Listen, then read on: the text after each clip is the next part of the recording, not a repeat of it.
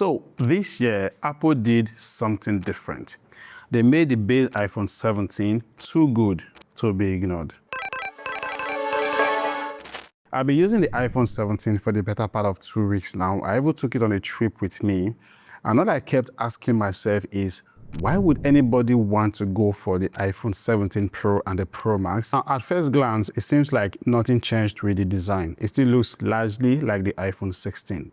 Unlike the Pros, I saw some really huge physical changes. And the only change you notice is that we now have a matte finish at the frame. It's no longer glossy. But on the inside, they made some really interesting choices that almost look like shooting themselves in the leg. For example, this display.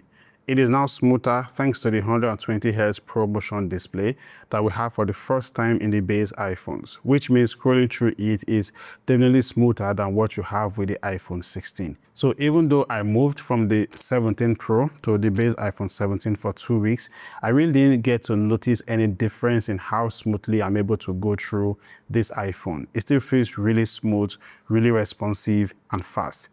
Also, this display now has ceramic sheet 2 protection, so there is better durability. Actually, it is 3 times better scratch resistance compared to the iPhone 16. So for someone like me who doesn't use a screen protector, it is good news.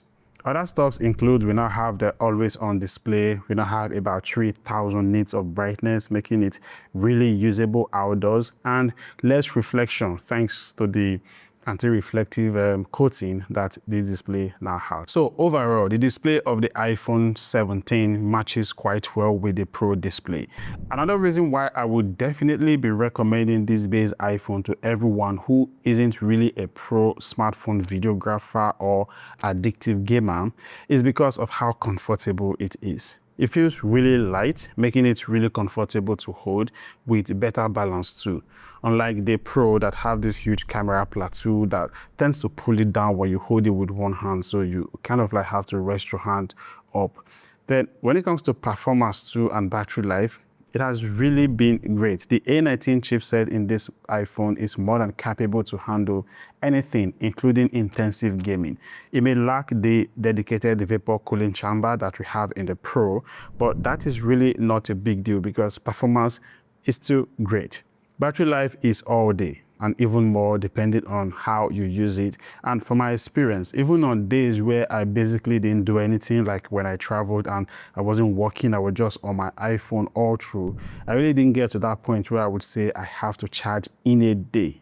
Now, let's talk about the cameras, where you really have to just sit down and ask yourself, how much camera do you really need in your smartphone? Because I feel like we go around with flagship that have numerous cameras in them that we barely ever use. This iPhone has just 2 cameras, a 48 megapixel wide angle lens and a 48 megapixel ultra wide cameras. And trust me, they are enough for your everyday regular photography needs. They take really nice and well detailed pictures with good color accuracy, nice depth of field and solid contrast. Even though there is no dedicated telephoto lens in this camera setup, I would say the digital zoom still takes some really nice portrait that looks really, really good. Even in low light, the picture still comes out looking really great and social media ready. And dynamic range processing is consistently good. Now, when it comes to video recording, you have just about what you need. No extras. We have super stable 4K 60 frames per second video recording, or you can record up to 240 frames per second if you are recording in 1080p resolution. There is also cinematic video up to 4K 30 frames per second. There is slow motion and other functionalities that comes with the cameras. We even have the dual video capture that lets you record videos with both the front and the back camera simultaneously at 4K, which is really good quality. Now, switching to the front, we have an 18 megapixel multi-aspect cameras that take some really satisfactory selfies. And we also have the new center stage feature that lets you record videos in 4K, like super stable videos in 4K in landscape mode while you are holding your iPhone in portrait mode. Now, as someone who creates videos with my phone always, that has been a super useful feature. Typical Apple would have made this really useful feature to be just for the Pro and not for the base, but they didn't, which is another reason why the base iPhone 17 is just the ideal purchase. And then there is the best reason that kind of like make this iPhone the ideal purchase for you, because this one affects your pocket.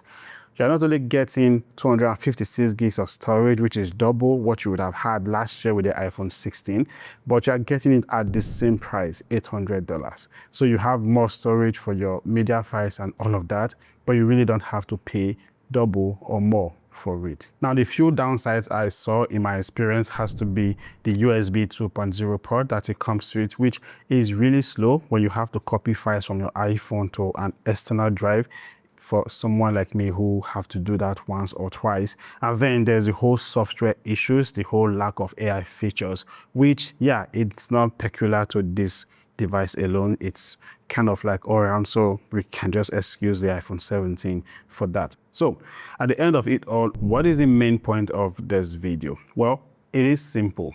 This iPhone is enough. It has that really nice smooth display that you would always be happy to interact with. The performance is really strong. The battery life is very great. And the cameras, they just have basically everything you would ever need in a camera. Great. So I'm just going to sum it up by saying you don't need the Pro unless you're truly a pro. You know, like someone who depends on your iPhone for high-level videography, hardcore gaming, or other kind of specialized work. This is more than enough for you. For every one of us who just need the full iPhone experience without having to pay extra for it, this is good enough. Well, those are my thoughts. Let me know what your thoughts are in the comment section below. As usual, just drop them and let's interact even better there. And of course, I will be making a comparison between this and the iPhone 17 Pro, where I'll be focusing more on the camera. So subscribe so you don't miss out when I eventually drop that video. Thanks so much for watching. I get to catch you in my next video.